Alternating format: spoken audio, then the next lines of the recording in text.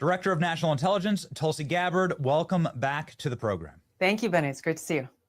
I am a little bit disappointed that you didn't bring your Captain America shield. We have the shield right here for anybody who isn't familiar.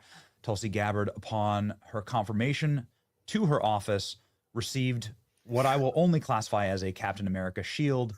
Does that hang in your office? No, it hangs somewhere in my building. I have yet to find it, honestly. Okay. They didn't let me take it away. Okay. You got to sign it, all right. Well, it's a pretty cool shield. Yes.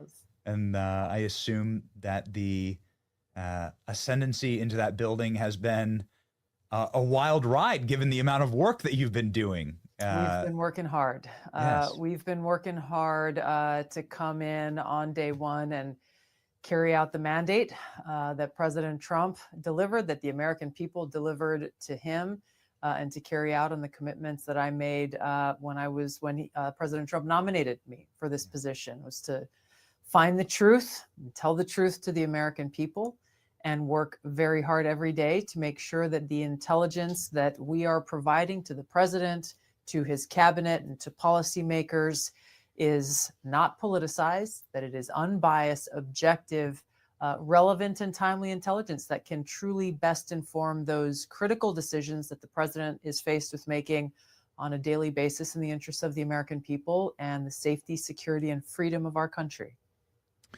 Well, Director, it seems like you've begun a trend, because now with some of the disclosures and declassifications from your office, there are other offices who are making some pretty shocking announcements. Like, for instance, Director Patel made the announcement that they found thousands of Russiagate documents in a burn bag. This happened over the last 24 hours, locked in a secret SCIF hidden deep within the bowels of the FBI. So now you have other directors looking in their departments and finding this kind of shocking. I wonder your reaction to this news.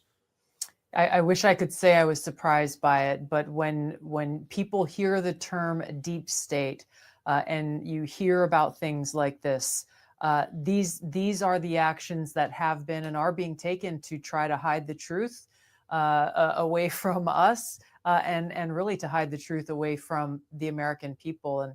And really, this is why time is of the essence for us to be able to find these documents. And this is kind of a daily frustration, to be honest, because I think, from the outside looking in, people say, hey, why can't you as director just say, give me all of the documents on this topic from across the intelligence community? I wish it were that easy, and I do send those directives out. But you have examples just like the one Director Patel uncovered, where you have highly classified documents hidden away in a burn bag intended for destruction. Thankfully, somebody forgot to actually destroy those documents so that he was able to discover them. But there are a lot of different methods and tactics that, unfortunately, bad actors within the intelligence community use to try to hide the truth, because they're afraid that if the truth is revealed, either they or their friends or their benefactors will be exposed for doing some of the things that we exposed to the American people over the last couple of weeks, truly politicizing and weaponizing intelligence, knowingly creating false intelligence assessments in order to have a very specific outcome that, in the case of President Trump and the 2016 election, has the effect of undermining our democratic republic, and creating a fake intelligence assessment based on discredited information, pieces of very shoddy so-called intelligence that were not acceptable under the intelligence community's tradecraft standards, but they were used to create this fake intelligence assessment that was used as the foundation for everything that came after President Trump's election by the American people in 2016, launching essentially what was a years-long coup. Director, could you elucidate for us who are not potentially familiar with what a burn bag is? Why would you keep documents in one? What is the intended purpose of a burn bag? I have, for example, classified intelligence that comes across my desk every day. These are different intelligence reports that are being generated from across the intelligence community. Sometimes the best way to deal with these documents after I've read them, of course, I don't have the only copy, is to put them in a burn bag in order to make sure that they don't end up in the wrong hands, either intentionally or unintentionally. So I have a bag next to my desk that is a burn bag. This is common in many of the offices of those who work in the national security space or perhaps in the White House. But it's about securing intelligence and making sure that it goes to its intended recipient, not the janitor who comes in to empty the trash, for example. But for these highly classified documents to be placed in a burn bag within the FBI, where apparently they're, at least at this point, I'm not aware of other copies of those documents existing. This is where we have, to me, what appear to be signs of very clear malintent to try to cover up, again, bad actors within the intelligence community. And in this case, we're talking about the at least one of the annexes to the Durham report that, once released, will reveal brand new information about the FBI's culpability under James Comey, as well as its connection to Hillary Clinton and her actions in the 2016 campaign. Yes, the way that this has been framed for those who have been doing the best reporting on it, like John Solomon, for instance, is that this Durham annex will show that the Hillary Clinton campaign colluded with and networked with Russian spies through the Steele dossier in order to get Russian disinformation to be merchandised by our own intel agencies, to be whitewashed through the FBI, and that the FBI knew that they were doing this. They were complicit in it, and they were co-conspirators in this. But I, of course, haven't seen the documents, and very, very few people have, as they are highly classified. Could you preview what we're going to learn in this Durham annex? I won't get into the details now. The document is still going through declassification process. It'll speak for itself once it's released to the public. But I think, again, many of the things that you're talking about won't sound like new information. But what documents like this do is actually provide the evidence of what led to the results that we know very commonly as the Steele dossier. Again, something that the FBI knew long before the 2016 election was a discredited document that was created from a political motivation to try to hurt Donald Trump in his candidacy.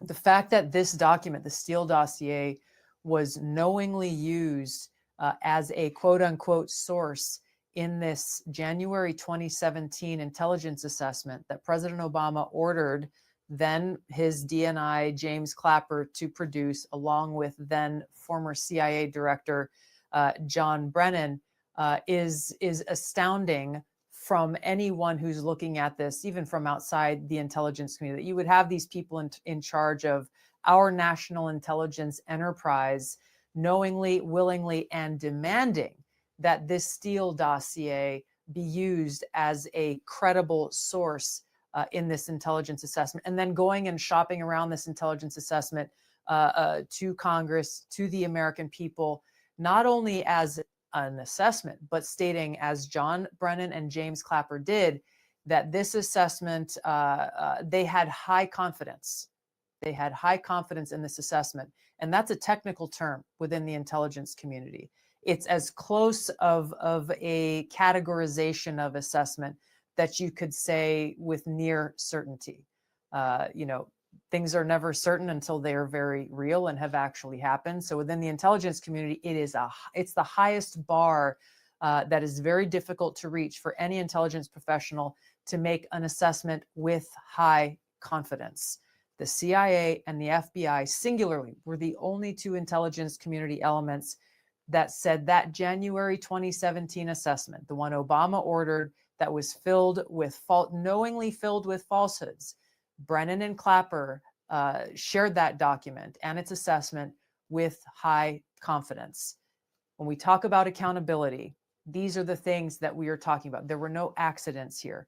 All of this was done intentionally and willfully, creating a false, an intelligence assessment filled with falsehoods, specifically to sell a lie to the American people, to delegitimize the 2016 election, to delegitimize President Trump and his administration, and use this document as the so-called evidence for everything that would come after, from congressional impeachments to years-long investigations to harassment, investigation and smears against the president and his family, senior officials, some having to serve time in jail. The list goes on and on. And this is where I think it's important, Benny, to just remind people about the seriousness of these implications and how it has to do not with Democrats or Republicans, but with every American, and our ability to have faith in the integrity of our elections, and that there will be a peaceful transition of power, peaceful transfer of power. Once the American people's voices are heard in an election,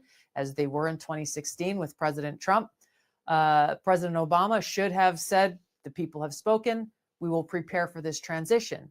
That didn't happen in 2016. Instead, they were unhappy that President Trump got elected and began this process of creating a manufactured intelligence assessment filled with falsehoods, specifically to undermine and legitimize President Trump's presidency.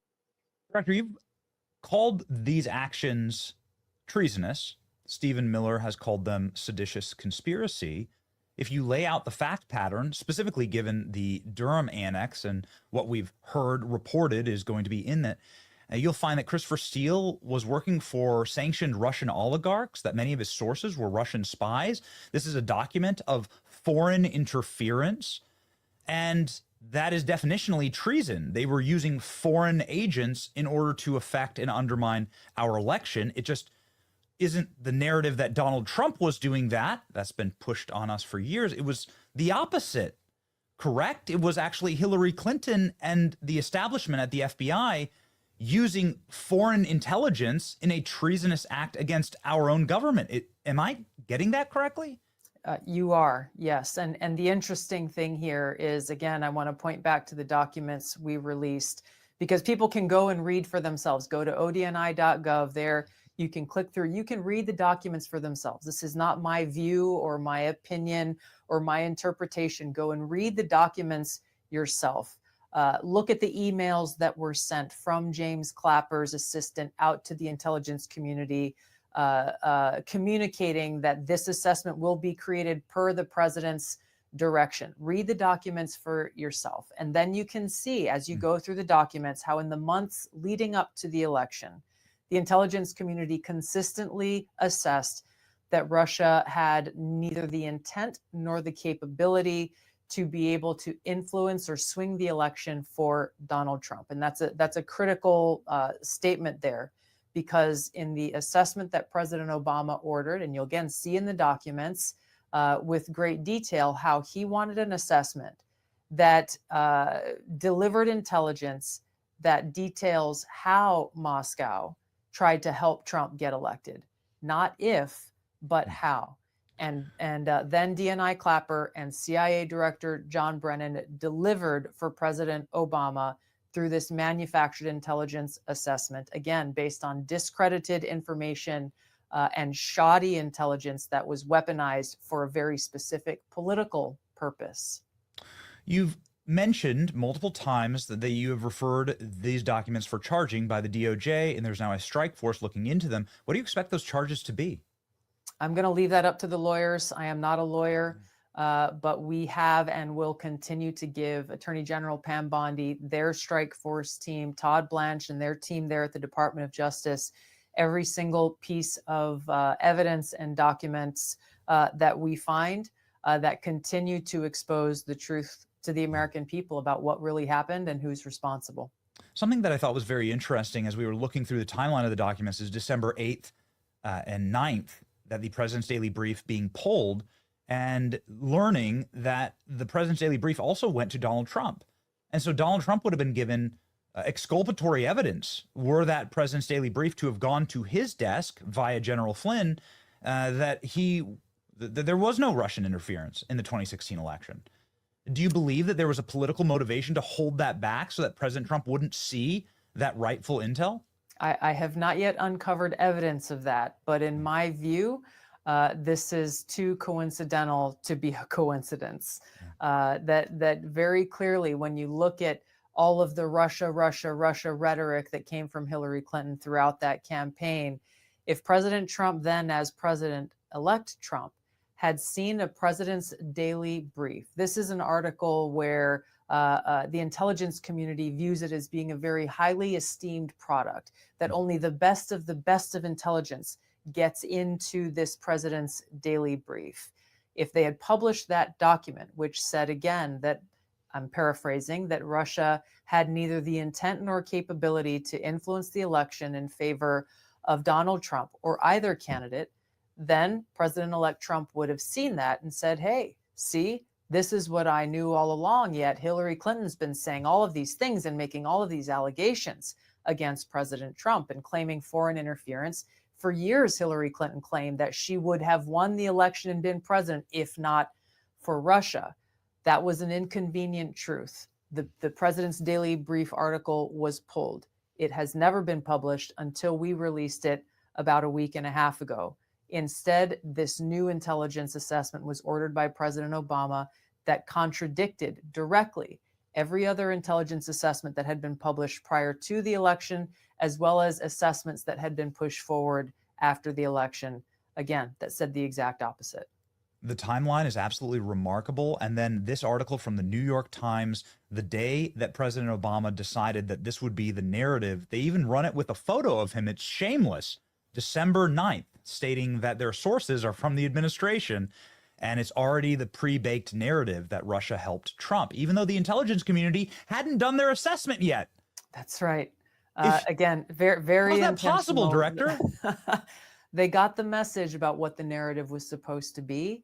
They then reached out to their friends in the mainstream media to start to plant those seeds so that when this assessment came out, it would not be seen as something shocking or as contradictory as it obviously was to every other assessment that had been put out prior. And I think again, this is a good opportunity to point to why many of these mainstream media outlets have either been completely silent in the wake of these historic revelations, or they essentially are taking the approach, if they cover this story, they are trying to diminish it, say, hey, there's nothing to see here. This is a play on words, or, these are baseless accusations. They're even trotting out a woman, Susan Miller, who claims to have been the author of this 2017 January intelligence assessment. And she's claiming that everything that I've revealed and released to the public is all false, that we're the ones who are telling people lies. Well, I've checked in to Susan Miller, as well as checked in with some of the folks who were in the room when a lot of this was happening. And they have confirmed through multiple sources that Susan Miller was not the author of this intelligence community assessment. Once again, the mainstream media trotting out discredited individuals and reports, because if they actually report the truth, they would somehow have to admit their complicity in this, as you pointed out, from day one. Yes, from even before the intelligence community assessment, they were running with the narrative that was decided on December 9th, the same day. The Washington Post and the New York Times, it's shameless when you go back and look at the timestamps. Yes. Shameless. Very quickly here, if you don't mind moving to one other topic, you made a comment at a cabinet secretary meeting that has stuck with our audience, and they'd really love an update on it. And it's about the 2020 election. And you were talking about the security of that election, and you were telling President Trump that there has been evidence that has been uncovered of potential breaches. I'm not exactly certain, but I'd love a follow-up on this. Here's the moment right here, and perhaps do you have any updates on the 2020 election or anything that you've found, Director? The point that I was making there in the cabinet meeting was early discovery that I had seen from a whistleblower who came forward, who was working under CISA at that time, which is responsible for critical infrastructure and trying to protect against cyber vulnerabilities, critical infrastructure, including, of course, the integrity of our election systems. And what was interesting was seeing how this whistleblower brought forward information that CISA at that time, the federal government, was aware of vulnerabilities in our election machines, but they chose not to disclose that information to the American people or to the administration at that time. This is an area, of course, of critical importance, once again, for the American people to have faith in the integrity of our elections and that it is their voice that is heard through these elections. We're continuing to investigate this, and when we have information that we're ready to release, you'll hear about it. Okay, so we're going to be hearing more on the 2020 election and some critical vulnerabilities. Yes. Yes. Okay. Very good. Our audience was thrilled when you released the JFK documents. It's the gold standard of declassification.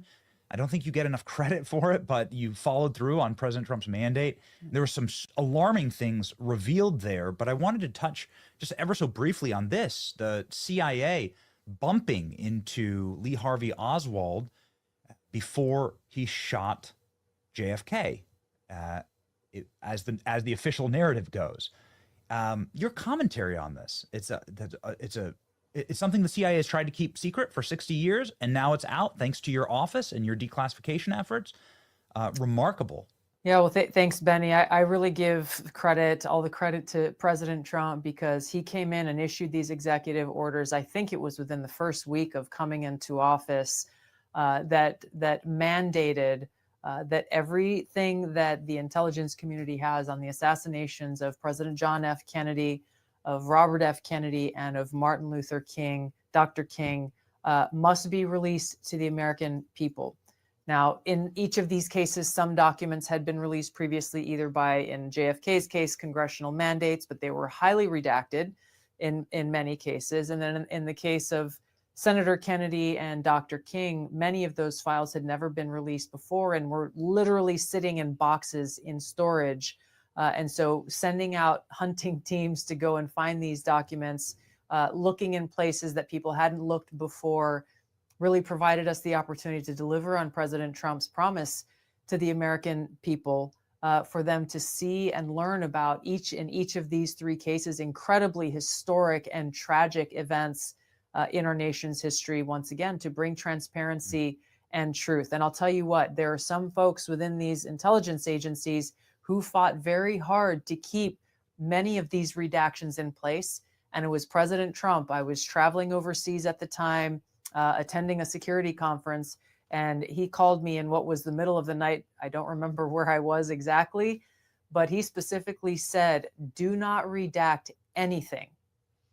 Don't listen to anyone else who tells you otherwise. So President Trump really gets all of the credit here, because he made a promise to the American people. He has delivered on that promise. And I'm grateful to be able to do this work once again, to be able to give the American people what they deserve. And this is something I share with people who work in my organization, is the constant reminder is we work for the American people. That means what we do belongs to them. There are national security considerations, of course. Not everything can be declassified, but we work very hard every day to be able to make sure wherever we can share the truth with the American people, so they can draw their own assessments and draw their own opinions based on what we're sharing. One final very quick follow-up to that point and to one you made earlier about the media being used as a propaganda mechanism. We saw it flatly. I mean, I think it's the smoking gun, quite frankly, of the Obamagate narrative and the Russiagate narrative, that it was so baked in that the New York Times and Washington Post went and ran with it. Some would say that that's part of Operation Mockingbird. Some would say that that's part of what we learned in the Church Committee, that the intel agencies were using media outlets as their mouthpieces, and that those mouthpieces would parrot the official narrative. And I wanted to ask you, is this operation still going on? Are you aware of the intel agencies working directly with media outlets in order to push prescribed narratives that may or may not be true? It's something that we've already had to deal with, Benny, within this administration, where there are people within the intelligence community who believe that their will is more important than the will of the American people. and will weaponize intelligence by leaking it to their friends within the mainstream media with the intent of undermining President Trump's agenda. It is not one that he hasn't already talked about in every rally and town hall that he did throughout the campaign. I don't even know how many there were, but President Trump is enacting the very thing he promised the American people he would do in this election. So people in the intelligence community, they may agree, they may disagree. That's not the point here. As intelligence professionals, as people who work in the national security space, in the intelligence community, they are required to fulfill their mandate to their oath to the Constitution of the United States and to the President of the United States, who is duly elected by the American people. Those who leak intelligence to their friends in the mainstream media with the intent of undermining the president who was elected by the American people, none of these intelligence professionals were. They are subverting the will of the people and therefore undermining the Constitution. It's wild that you're still having to deal with that. Call it what you will. But Operation Mockingbird, just incredible that they were just out with it, that they were using the media as government organs to push propaganda, and it's still happening today. This is why what we're doing is so important, Benny, Yes. and this is why President Trump's mandate in this is really critical, is by exposing the truth, by exposing the bad actors within the intelligence community and in the political space who are weaponizing intelligence to advance their own political interests, is so important to be able to turn the light on in places that have been dark for far too long, expose the truth, and drive accountability. That's the only way that we can actually shift this and begin the work to try to restore trust in the intelligence community. Yes. Anybody who's in a healthy, functional relationship knows that you have to trust the other person first. And so when your office trusts the American people with this information, that's how you actually restore it. And there was much to be restored, and you're doing just God's work. Truly, everybody must follow Tulsi. You most likely already do, but 750,000 people do right here. DNI Tulsi Gabbard, with a cool photo of her inside of a Apache right there. And Godspeed. I cannot thank you enough on behalf of our audience for attempting to restore that trust and being, frankly, the gold standard in the Trump administration for delivering. Thanks for all that you do and all that you are focused on a daily basis to help emphasize the truth and help with the messaging that is focused on the most important things, which is our country and the American people and our Constitution. Salt and light. Salt and That's light. The truth. Thank you, Director. Thanks, Benny. Good to see you.